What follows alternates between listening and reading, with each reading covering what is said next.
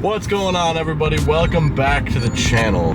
Last time you guys saw us get our angle kit put on the Supra. We got a bunch of stuff finished up on that car and everything is awesome. I actually do have a few more things that we have to do. I have a few more parts that just showed up, but I actually just sent that car out to a frame shop to get straightened out in the front. I know I've been talking about this for the longest time, that the front end of the car is a little tweaked, and I want to run a front bumper. I want to get everything kind of straightened out before I send it out for an alignment. So that car is sitting at Mike's frame shop right now, getting straightened out and getting taken care of, so that when I get it back, we can go ahead and put our new rear knuckle bearings in and go actually send that thing out to get an alignment so that it will drive straight and we can start putting some miles in the car before we actually send it out for, you know, well, a dyno tune. But that's either here nor there. Since I don't have the car, well, can't really do anything to it. So figured we would take this opportunity to head out to Williams Garage. If you guys remember, last year we were working on that first gen GS 300 big turbo 2J car, and well, we were having a bunch of issues with it, like clutch engagement issues.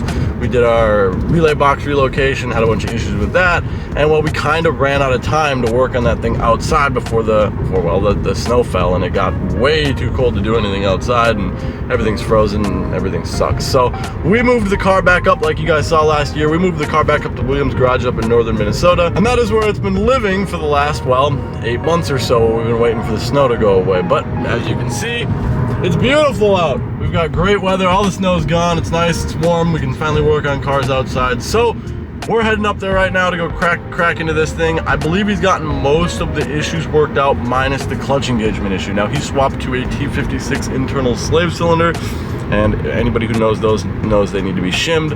I don't believe his last setup needed to be shimmed, but with the new clutch, I believe he had to shim it differently. That's what I'm going with now. So we're gonna go up there, pull the engine and trans out, pull it apart, figure out exactly what we need to do, measure for whatever shim we need to make. Will's a machinist, so once we get that, he's gonna go ahead and make that on his CNC machine, and then we should be able to go ahead and put everything back together. But for now, I still got probably another 30 minutes or so to drive, and I'm sure you guys don't want to just watch me talk, so I'm gonna focus on the road instead of filming, and we'll see you guys there in a bit.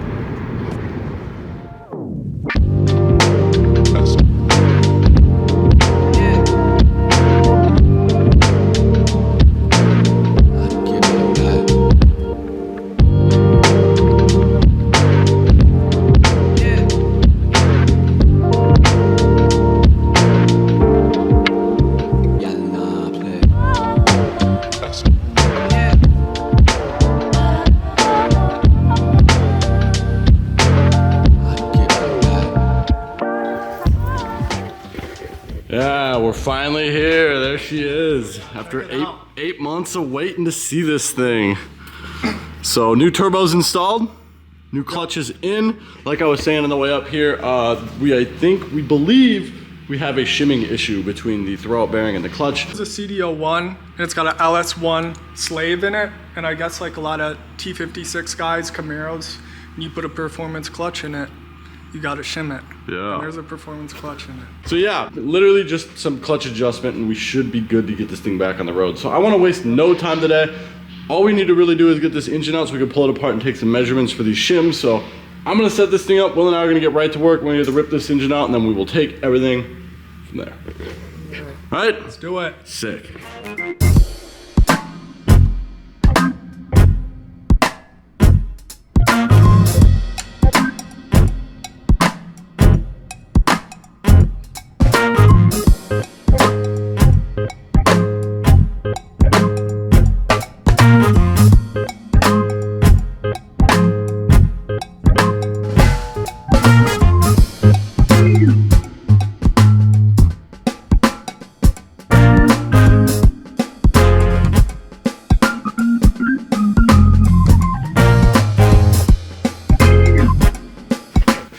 Just like that, should be ready to come out. We'll set the engine lift up, get our level attached, and pull her on out.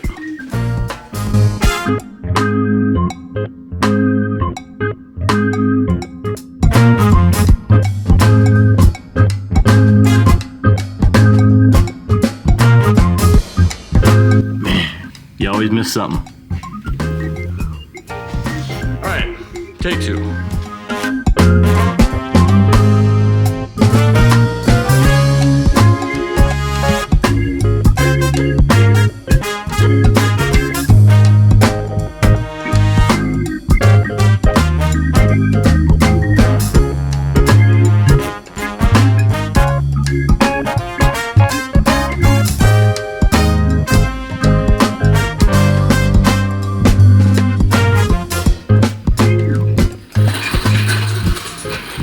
Yes, sir, there it is. There we go. Engine's pulled. Successfully out. Yeah, it's always funny. Every time you're pulling an engine, you get about halfway out and then you realize, oh shit. Power steering line, oh shit. Main ground, oh shit. Starter wire. We've gotten pretty good about it over the years, but still miss a few Every things. time. Well, sick. The engine's out, so now what we can do is find somewhere to set it. We can pop this transmission off. We can take a look at our throwout bearing engagement and see what exactly we have to do to make it work. Then we go ahead and put everything all back together, which sucks. I hate doing this for the, I mean, we maybe could have pulled the trans, but in previous attempts pulling the trans without pulling the engine just doesn't really work. We didn't want to like beat up the transmission tunnel too much to like make this swap fit. So it's very, very tight in there, but it's easy enough to get the engine out. So, and I figure I'll take this moment to kind of explain what he did over the winter. See, we talked about, he got a new turbo on the car, ended up machining this little flange to go from a T4 to a V-band. It sits a little higher than the old one does, but we didn't end up having to make any new lines or anything like that. Everything had plenty of length. You definitely needed that clutch, dude. That last one that we had in there was a $100 eBay buy. Shout out to them, $100 clutch, did hold back 500 wheel. I mean, not for the longest time, but it did it. Did it. It's still pretty impressive, but now I want to upgrade, so it's necessary to go with some serious equipment. Yeah, Yeah, name brand, ACT clutch, HD or XT or something. I think you went with their XT pressure plate. I think this is about as much power as I'll be able to make on this transmission without going T56, so Yeah, and until then, getting to the point where you're pushing the short block anyway, so it's debatable. depending on who you talk to. But cool, I'm yapping. Let's find a place to set this engine out and pull this transmission off. All right, we're on the ground. We break some Bellhausen boots loose, and we'll show you guys exactly what we're talking about when we're talking about shimming throwout bearing. And essentially, once we're done with that, the car should be ready to go. Oh, it was running. It couldn't go into gear, but I fucking drove it. Hell yeah. Hell yeah, cool. Well, let's pop this transmission off and we'll show you what I'm talking about.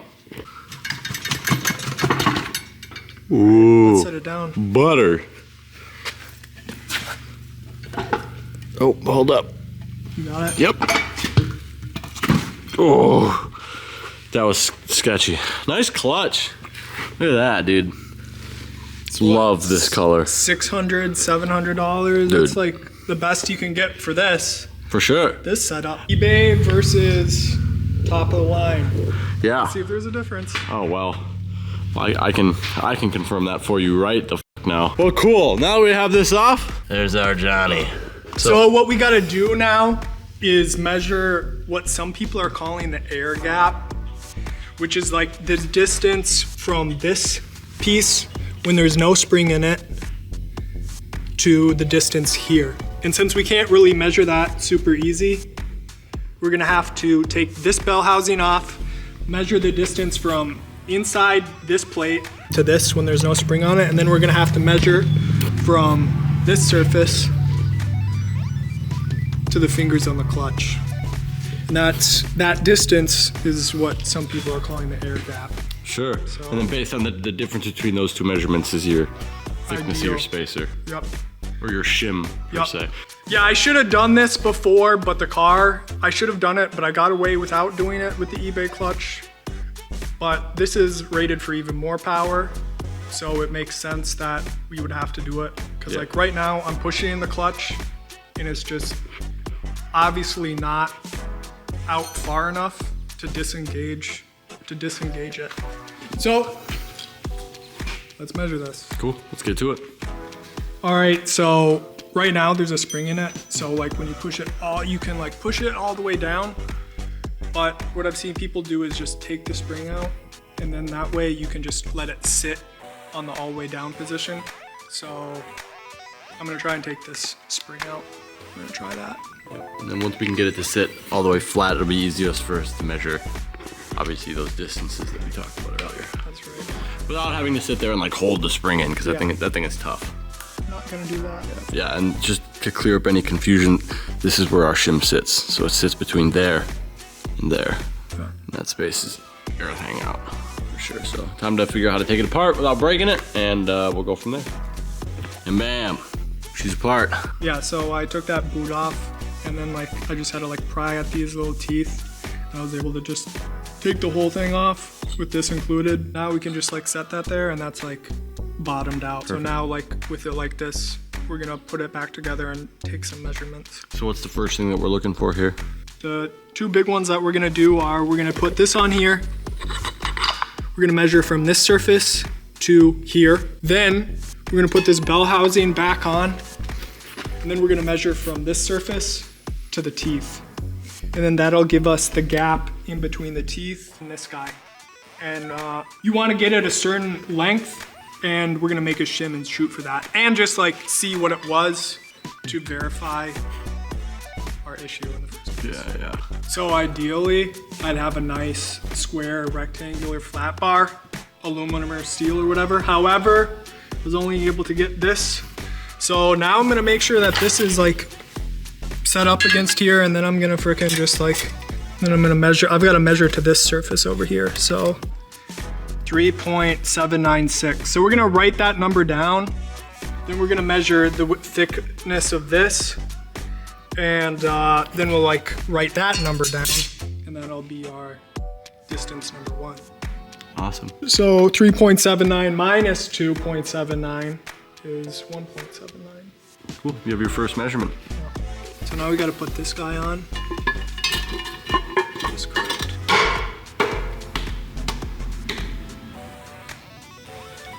.902.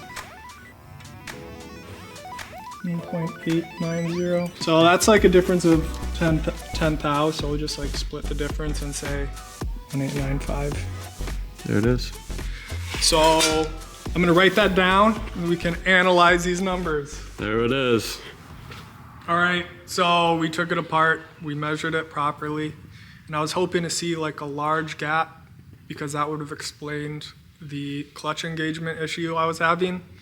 Because like I assumed that I had bled the system thoroughly, but upon measurement, it seems like we're sitting at 99 thou, or like 0.1 inch, and that's like right in the better end of the measurement you want. Because you want like 60 thou to 200 thou, and ideally closer to 60 thou, and we're sitting at 100 thou, so that's like perfect and doesn't justify adding a shim. Yeah. Like some people would shoot for that number, so you know, it sucks, but it's good to know. And now we know, like we're just gonna like, we're still gonna hook it up outside the car and like try to get the clutch bled properly just to like Verify make sure engagement. we get it. But then also that this gives us an opportunity to clean everything down. Yeah, get rid of some of the road grime, like actually give this thing a proper cleaning. I don't think we ever actually like went through and cleaned everything. And I mean, this was leaking for a time being. Your catch can setup was a little interesting. I mean, at and this first, car so- has like, I put like 15,000 miles on it. This car got driven. Yeah, for sure. It's time And to like get some the of that road engine, grime the off. engine too. We could throw it back together, but I do want to replace this clutch line because I yanked on it pretty hard. With this being yanked on, obviously when this was in place, this was fixed too back here. And that lot also of makes me stress. want to just replace the clutch master. That's a $40 part. Yeah. And Might as well before it goes back together, so in case you have to do this again if it starts leaking. But moral of the story, we want to replace bits before we put it back together, but we are going to put it back together as is. Making a 100 thou shim, like we said before, seems a little redundant. yeah, or a 25 thou shim Yeah. to hit that 60 thou. Yeah, excuse me. It's not. It's unnecessary. So. Okay. So, and there are other things that we can do to kind of help clutch engagement. We could have been a pedal adjustment as well, and I remember having to do that on the Supra, and that made a huge difference. So, get some parts on order, put this thing back together, throw it back in the car, and see where we get to. But that's going to be a job for another day. So, pack it up for today, Yep. and come back up, try to make some progress. Rip it. What's going on, everybody? It's the next weekend. We got some parts and we have somewhat of a plan. And I'm back up here finally with Mr. William. Right. We're getting that motor pulled back up. We're gonna pull everything out and get everything situated. I know last time we had talked about getting our new master cylinder, getting a new clutch line, and then trying a few things to see if we can get our clutch to engage outside of the vehicle before we go ahead and put everything back in. Because like we found out last time, a 25 thou shim kind of just doesn't really seem Doesn't like, make sense. Doesn't make sense. But we got a game plan. We know what we're gonna do. So hopefully today should be pretty quick and straightforward. Yeah. And then the only change is the turbo. So bust the laptop out and do a little beep boops and we'll drive Yeah, this, if we're drive this thing not home. boosting down the road at the beginning of this video, thoughts and prayers to me. Yeah, rip. Rest in peace. So, well, I did mention before that we want to get this thing cleaned up a little bit. So I'm going to pull the car out. I'm going to pressure wash the bay, clean up the engine a little bit. William is going to go back through and just retorque some stuff here before we get to putting the hydraulics back together. So give me a second to get that stuff situated. And like I always say, we'll take it from there. Well, pressure washer and air compressor are being obvious bitches right now. So cleaning the car is a bit off the table. But No big deal. hey, it gives us more time to move on to the next step, which would be retrofitting our new fitting onto our new internal clutch slave. Cool. So we can take this one off.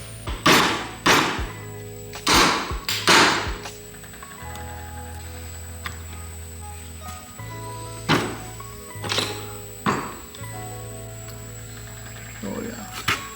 Get this new one in. Boom. Just like that. And converted. No more of that GM quick disconnect crap. Yeah, so we gotta put this on here before we put the bell housing. Some standard bolts. Couple standard bolts and she's good to go. All right, cool. So we have our slave cylinder put back in. So now let's get this bell housing bolted back on. Get the trans put back on. I'm not too inclined to show this entire process, but let's get this all put back together and we can test this clutch out and hopefully just be able to put everything back together and forget that we made this mistake in the first place. We'll just do one of these. Sick. Drivetrain is back together. All right, so we're gonna just set this next to the car, hook up the clutch master cylinder, bleed it. I'm gonna push in the clutch and we're gonna see if we can turn the output shaft. Because if we can't do that, it's not good. So likely we're just gonna bleed the heck out of it. And then likely we'll may have to adjust the clutch pedal because it was low to the ground, so. Yeah. And it'll be much easier if we have to do adjustments here to do it while it's out of the car versus putting everything back together and making our life a thousand times Put it worse. back together, be in the same situation. Exactly. the week before. Cool. So let's hook this up. We'll get everything going. We'll get this thing bled out, and then we'll see, obviously, if we can turn that output shaft. The clutch is depressed. But we're looking good. So we got our line hooked up. We got everything set up, so we're pretty much ready to go. Bleeding process is very simple. I gotta throw some fluid in here, pump the clutch up, let the fluid out this end. When it starts coming out clear and in one solid stream, no air bubbles, none of that, you know you're bled, and then just top off your fluid up top. Maybe do it a couple of extra times just to be sure that you get everything all out of the system. And then what we're gonna do is verify that we can spin our output shaft while it's in gear with the clutch depressed. So basically, neutral, this spins, no issue. Put it in gear, obviously, no spinny. So when we push the clutch, that should be spinny, and it isn't right now. So that's the big issue. We're going to spend most of our time today trying to do the clutch pedal adjustment. We think that's where the issue is. Couple clutch pedal adjustments, get the drive shaft to be spinny while in gear with the clutch depressed, and then hopefully we should be boosting by the end of the day. Unfortunately, it did start raining. I mean, shit, hindsight 50-50, I'm glad I didn't push this thing out to wash it, because that would have been a major pain in the ass, but we're still inside, we're dry, and we're making progress. So right now, I got to get some fluid in this thing, have Will pump it up, we'll bleed it out a few times, and then we'll see how far out this pedal is. When you don't have a funnel, sometimes you gotta get creative. I'm taking full credit for this, by the way. You can have it. Keeping that. That's coming home with me. Works like a charm. There it goes. You see it pulling the fluid level down? So pump it up and now hold it down. Go ahead and crack this loose. Oh, you probably couldn't hear it because of the rain. But it spit a little bit, and we'll tighten this back up and redo that process like 10 or 15 times. Cool? Can I release it? Yeah. Sick. All right, we'll see you guys at the end of this. This is gonna suck. Oh man. So we've been bleeding for quite a bit now. The clutch feels pretty good. I think we have a little bit more to do bleeding wise before we're like fully bled. But one thing I did notice as this started to stiffen up is if you want to hit the clutch a few times, you see how much that master is moving? Now this was originally an automatic car, so we had to retrofit a master cylinder in here. That much movement is definitely enough to give us the engagement that we need on our slave cylinder. Now, I'm convinced we can get around it with a pedal adjustment, but that definitely needs to be rectified. So either similar to like what we have on the Supra, where we have our master cylinder brace for our brake pedal, maybe we need to do something along those lines or figure out a way to brace that up. But that's definitely something that we need to keep an eye out. So yeah, definitely unfortunate to see, but we definitely need to take care of that at some point. But we're gonna bleed it a little bit more and try a clutch adjustment and see if we at least can get by for now, and then focus on that once we have everything kind of put back together. But sucks. Shit. But the hydraulic system definitely is working. We have no issues there. I'm seeing movement and it's pulling fluid through and we're not leaking, so at least there's one W. So I just tried to push down on the master with old trusty hammer here to try to keep it in place while he depressed the clutch and turned the drive shaft, and we had no spinny. So I'm a little bit more confident now that our clutch pedal is the issue. So William's gonna dive under there and go splunking for pedal adjustments. And I mean, if you can imagine, the car wasn't designed to have a clutch pedal in it, so this is gonna suck probably a little bit more. Dude, this was a can of worms. I'd recommend buying a car that came with a manual option, because your swap is going to be much easier. Oh yeah. I forget this car didn't even have a manual option, so there was no holes in the firewall or anything for that clutch slave, huh? That's correct. Yeah, the Supra, so fun fact on the MA70s, the Supras, those holes are there, so no drilly. God, dude, the rain sucks. The rest of this video might just be time-lapse or B-roll. Sorry. Not sorry, I mean, it's easier for me, right?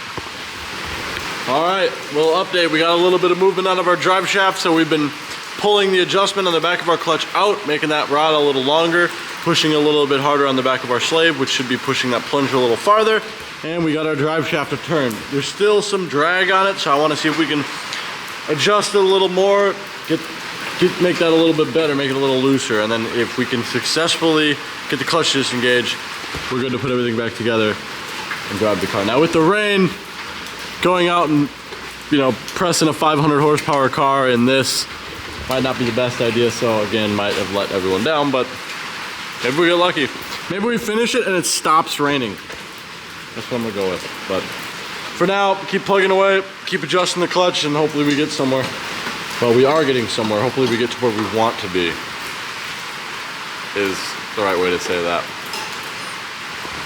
Oh man. Looks good in the rain. But this sucks. Rain sucks, man.